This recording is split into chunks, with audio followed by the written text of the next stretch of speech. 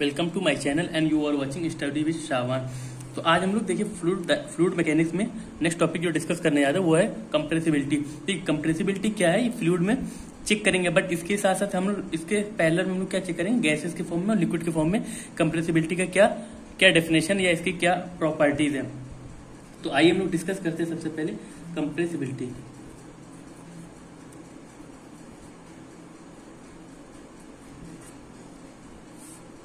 Okay, compressibility. ठीक है, compressibility क्या होता है, जिससे हम लोग चेक कर पाते हैं कितना इसमें डेंसिटी को कितना हम लोग कितना प्रेशर लगाने पे वॉल्यूम टेम्परेचर में वॉल्यूम में कितना चेंजमेंट आता है। ठीक है, तो आप लोग देखिए इसको कैसे समझ सकते हैं। हम लोग एक पिस्टन सिलेंडर अरेंजमेंट लेते हैं, उससे हम लोग समझते हैं। एक पिस्टन सिलेंडर अरेंजमेंट लेते हैं, ठीक है, इसमें हम लोग ने क्या फिल कर दिया, इसमें लिक्विड। ओके, सपोज इस पे हमने प्रेशर अप्लाई किया, ठीक है, अब इसमें क्या फिल किया हम लोगों ने, लिक्विड। अगर लिक्विड फिल कर देंगे तो प्रेशर जब हम लोग इंक्रीज करेंगे तो वॉल्यूम में चेंजमेंट नहीं आएगा। ठीक है, क्यों नहीं आएगा, क्योंकि लिक्विड क्या है, इनकम्प्रेसिबल है, तो यानी कि लिक्विड में कोई चेंजमेंट आ ही नहीं सकता। ठीक है, ये तो वॉल्यूम के लिए हो गया, लिक्विड के लिए हो गया। और अगर हम बात करें सेकंड वन, अगर हम अगेन एक पिस्टन सिलेंडर अरेंजमेंट लेते हैं, ओके, अगर उसमें हम अप्लाई करते हैं प्रेशर और इसमें गैसेस ले लेते हैं, ठीक है, तो अगर प्रेशर इंक्रीज करेंगे तो वॉल्यूम क्या होगी, डिक्रीज हो जाएगी। ठीक है, देखिए पुश करिए तो एक कंप्रेस हो जाती है। ऐसा आपने एक एग्जांपल देखा होगा, सबके घरों पे होता है ये। देखिए एलपीजी सिलेंडर, इसमें छोटा सा सिलेंडर होता है लेकिन हाई अमाउंट की गैसेस उसमें फिल होती है। क्यों, क्योंकि गैस क्या होता है, कंप्रेस हो सकती है, इसीलिए उसको हम उसमें कंप्रेस करते हैं। पर लिक्विड को क्या, अभी आप बाल्टी में बकेट में लिए लिक्विड, उसको पुश करिए तो क्या उसमें कंप्रेस्ड होगा, बिल्कुल भी नहीं होगा, बहुत माइनर सा कंप्रेशन होता है। इसीलिए इसको हम लोग क्या बोलते हैं, इनकम्प्रेसिबल फ्लूइड। लिक्विड को क्या मानते हैं, इनकम्प्रेसिबल फ्लूइड। ओके, ये कैसी कंप्रेसिबल फ्लूइड है। आई होप आपको चीज क्लियर हो गई कि कंप्रेसिबल और इनकम्प्रेसिबल क्या है। अब हम लोग देखिए एग्जांपल तो हमने ये ले लिया। अब अगर आप लिक्विड में चेंजमेंट देखना चाहते हैं कि लिक्विड में कितना चेंज आ रहा है प्रेशर में, तो आइए हम आपको डेरिवेशन के हिसाब पे देखिए एग्जांपल देख लेते हैं हम लोग। ठीक है, एग्जांपल के रिगार्डिंग हम लोग चेक करते हैं। अगर हमने 1 एटमॉस्फेरिक टेम्परेचर अप्लाई किया, किस पर अप्लाई किया, डेंसिटी ऑफ वाटर की, तो ये एक डेंसिटी ऑफ वाटर कितना होता है, 1 एटमॉस्फेयर पे 989 किलोग्राम पर मिलीमीटर क्यूब। ये मैंने आपको density, relative density for the next video में डिस्क्राइब किया हुआ था। ठीक है, तो आप वहां पे चेक कर लें। अगर देखिए 1 एटमॉस्फेरिक प्रेशर पे कितना है, 998 किलोग्राम पर मीटर क्यूब। अगर अब हम इसको एटमॉस्फेरिक टेम्परेचर हम उसका बढ़ा देते, कितना 100 कर सकते हैं, तो अब इसमें क्या होगा, डेंसिटी ऑफ वाटर कितनी हो जाएगी, 1003 किलोग्राम पर mm3। अब जरा आप देख पा रहे, हमने प्रेशर कितना इंक्रीज किया, 1 से 100 आ गए, और यहाँ पे चेंजमेंट कितना है डेंसिटी का, 5, ओनली 5 बढ़ गई। ठीक है, तो अगर हम इसको परसेंटेज में निकाल सकते हैं, ठीक है, तो देखिए 5 जो उसका चेंजमेंट आया और जो इनिशियल कितनी थी 998 इंटू 100, तो जैसा हम लोग देख पा रहे 0.5%। अब आप समझिए एक प्रेशर से आपने 100 एटमॉस्फेरिक प्रेशर अप्लाई कर दिया, फिर भी उसमें चेंजमेंट कितना है, 0.5%। तो इसीलिए हम लोग इस लिक्विड को कैसा फ्लूइड मानते हैं, इनकम्प्रेसिबल फ्लूइड। आई होप आपको चीज क्लियर हो गई होगी। ठीक है, अब अगर ये तो हम लोग थ्योरेटिकल कॉन्सेप्ट पे सीख लिया। अब अगर हम मैथमेटिकली समझते हैं तो देखिए, अब इसीलिए हम लोग पहले इसको मेन पॉइंट्स को इधर कंसीडर कर लेते हैं।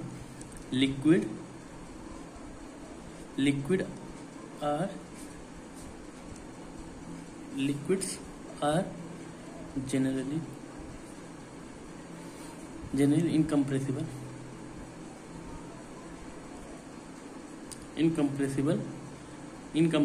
fluid.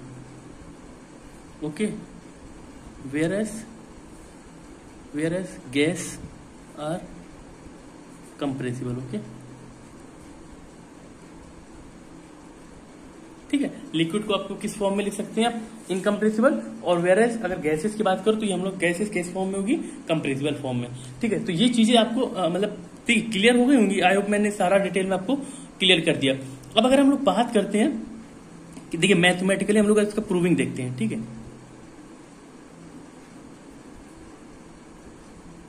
अगर मैथमेटिकली देखें, ठीक है, तो कंप्रेसिबिलिटी क्या होती है? Compressibility is defined as reciprocal of bulk modulus of elasticity। Okay, ये चीज हो गया। अब वो क्या कहना चाह रहा है आपसे? बल्क मॉडुलस के इलास्टिसिटी के रेसिप्रोकेशनल होता है। ये क्या होता है? कंप्रेसिबिलिटी। अगर हम लोग, आपको पता होना चाहिए रो इक्वल टू क्या आता है? Mass upon volume. ये डेंसिटी का फॉर्मूला मैंने जनरेट किया था हम लोग ने। अब वो कह क्या रहा है कि बल्क मॉडुलस किसके कंप्रेसिबिलिटी किसके रेसिप्रोकल होता है? ये हो गया बल्क मॉडुलस के। तो ये हम लोग ने फॉर्मूला जनरेट कर लिया। ये किसका फॉर्मूला है? बल्क मॉडुलस का, जो कि कंप्रेसिबिलिटी किसकी इनवर्सली प्रोपोर्शनल है? किसके? ये क्या है? कंप्रेसिबिलिटी। ओके, अब अगर हम लोग चेक करें, देखिए अगर हम इसको किसके बिहाफ पर चेक करते हैं, अब अगर हम इसको करते हैं किसको? रो को एम के साथ, M equal to rho V. अब यहाँ पे एम को क्या कंसीडर किया? मास क्या है? कांस्टेंट है, ठीक है।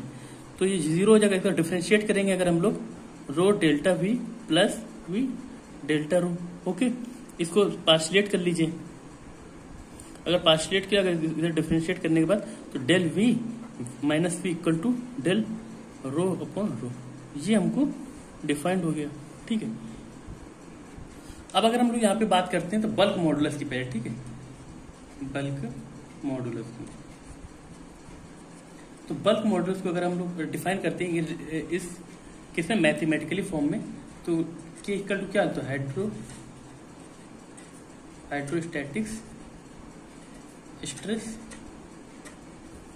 Upon volumetric stress.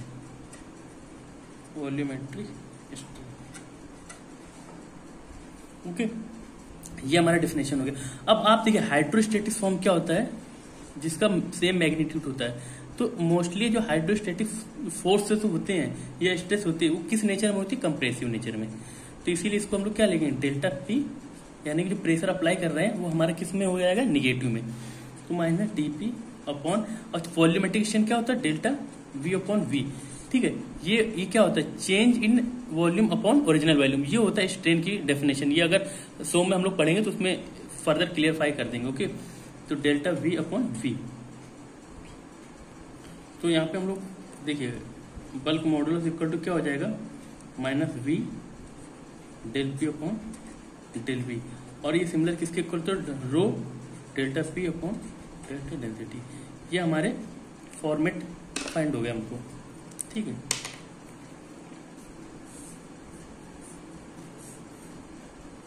ये हमारा क्या गया? बल्क मॉडुलस आ गया। अब आपको पता होना चाहिए बल्क मॉडुलस किसके रेसिप्रोकल होता है? कंप्रेसिबिलिटी के। तो 1 अपॉन के।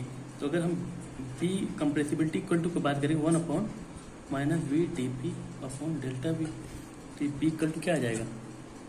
बी इक्वल टू अगर हम लोग बात करें minus D V upon V D P, ठीक। ये हमारा आ गया ये हमारे किसके फॉर्म में आ गया? वॉल्यूम के फॉर्म में। अगर डेंसिटी की बात के फॉर्म में करें, D P upon rho delta P, ठीक है। ये हमारा किसी फॉर्म में आ गया? डेंसिटी के फॉर्म में। आई होप सो ये चीज आपको क्लियर हो गई होंगी कि ये बल्क मॉडुलस और कंप्रेसिबिलिटी का क्या रिलेशन होता है, इन दोनों में क्या डिफरेंस होता है, और ये एक दूसरे से कैसे रिलेट करते हैं, ठीक है। अब हम लोग चेक करते हैं कंप्रेसिबिलिटी, तो हम लोग चेक कर लिए, बल्क मॉडुलस चेक कर लिया। अब हम लोग बल्क मॉडुलस चेक करते हैं किसके किसके प्रोसेस के, डिफरेंट प्रोसेस के लिए। देखिए फर्स्ट वन क्या होता है, कौन सा प्रोसेस है? फर्स्ट वन कंप्रेसिबिलिटी का हम लोग चेक करना, सर बल्क मॉडुलस ठीक है। बल्क मॉडुलस को अगर हम डिफाइन करें किसके लिए? पूरा आइसोथर्मल प्रोसेस के लिए। आइसोथर्मल यानी कि T इक्वल टू कॉन्स्टेंट, ठीक है। ये चीज क्लियर हो गई। टेम्परेचर आइसोथर्मल में क्या होता है? कांस्टेंट होता है। अगर हम बात करते हैं, यहाँ पे देखिए, अगर ये परफेक्ट गैस की बात करें, P equal to M R T, तो P इक्वल टू क्या होता है? एम बाई वी और आर टी, यानी कि एम बाई वी क्या होता है? Rho density P equal to rho R T, ये होता है, ठीक है। यहाँ तक तो कोई दिक्कत नहीं आई होगी आपको, ठीक है। अगर हम यहाँ पे बात करते हैं, अगर हम प्रेशर को किसके फॉर्म में, डेंसिटी के फॉर्म में डिफ्रेंशिएट करें, एक टी ये कॉन्स्टेंट हो जाते हैं, ठीक है। तो del P upon del rho equal to R T, ये एज इट इज रहेगा। और हमको पता है bulk modulus at isothermal process के लिए अगर हम बात करें तो rho d P upon del density, ठीक है। तो अगर del P upon del T की बात करें क्या हो जाएगा, आर टी हो जाएगा। तो K T equal to rho R T, ठीक है। अब रो आर टू किसके इक्वल है, ठीक है, रो आर टू पी के इक्वल है, ठीक है। तो यहाँ पे हम लोग के टी इक्वल टू क्या आ जाएगा, प्रेशर। यानी कि अगर हम लोग बात करते हैं आइसोथर्मल प्रोसेस के लिए, तो यहाँ पे आइसोथर्मल प्रोसेस के लिए बल्क मॉडुलस निकालेंगे तो ये किसके इक्वल होगा, सिर्फ और सिर्फ प्रेशर के इक्वल होगा। आई होप सो आपको क्लियर हो गया होगा कि बल्क मॉडुलस क्या है और कंप्रेसिबिलिटी क्या है, और बल्क मॉडुलस और आइसोथर्मल प्रोसेस के लिए क्या होता है। एक और प्रोसेस हमारे पास ऐसा है जो एडियाबैटिक प्रोसेस है, उसको भी हम लोग देख लेते हैं। अब अगर हम लोग बात करते हैं बल्क मॉडुलस फॉर किसके लिए, एडियाबैटिक प्रोसेस के लिए, बल्क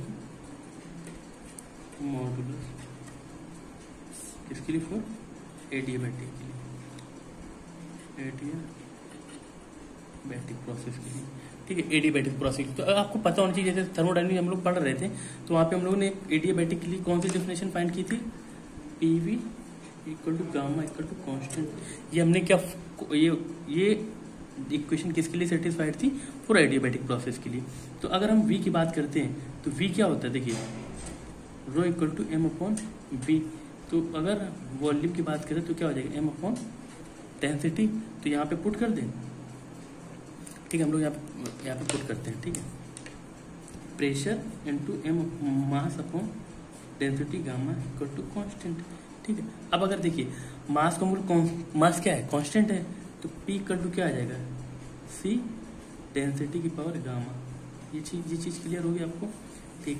अब एक चीज बताइए, अगर डेल पी को अपन डेंसिटी के रिस्पेक्ट में डिफ्रेंशिएट करें तो क्या आएगा, del P upon del density equal to C gamma upon rho gamma minus 1। I hope so आपको ये चीज क्लियर हो गई होंगी, ठीक। अगर हम बात करें के टी इक्वल टू क्या होता है, rho del P upon del rho. तो ये इसके प्लेस पे रख दीजिए, तो रो सी गामा और रो गामा माइनस 1।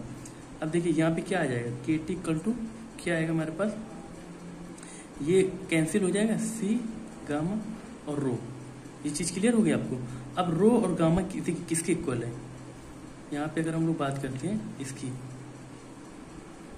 अगर हम लोग बात करते हैं देखिए सी और गामा की पावर आर, ये किसके इक्वल है, पी के। तो यहाँ पे कंसीडर कर देते हैं, सॉरी हम लोग यहाँ पे इसको कंसीडर कर लेते हैं, के सॉरी आइसोथर्मल के लिए ना, तो ए यहाँ पे एडियाबैटिक के लिए कर लेते हैं, ठीक है। तो के ए इक्वल टू क्या आ जाएगा, यहाँ पे सी रहेगा, सी और रो की पावर गामा की इक्वल टू क्या हो जाएगा, पी इंटू गामा। तो यहाँ पे हमारे पास जो रिलेशन हम लोग को डिफाइंड होगा एडियाबैटिक के लिए, गामा टाइम प्रेशर। अगर हम लोग बात करते हैं फुल बल्क मॉडुलस में, अगर हम लोग बात करते हैं आइसोथर्मल प्रोसेस के लिए, तो वहाँ पे जो बन रहा था वो प्रेशर के इक्वल हो रहा था। अगर बल्क मॉडुलस फॉर बात करें एडियाबैटिक प्रोसेस की, तो वहाँ पे हम किसके गामा टाइम्स पी हो जाएगा। आई होप सो आपको ये चीजें क्लियर हो गई, बहुत बेसिक डिटेल में था, ज्यादा इसको हम लोगों ने ज्यादा डिफिकल्ट वे में नहीं ले गए। अगर आपको फिर भी कोई प्रॉब्लम हो या कोई क्वेरी हो तो आप कमेंट सेक्शन में जरूर बताएं। Thank you for watching.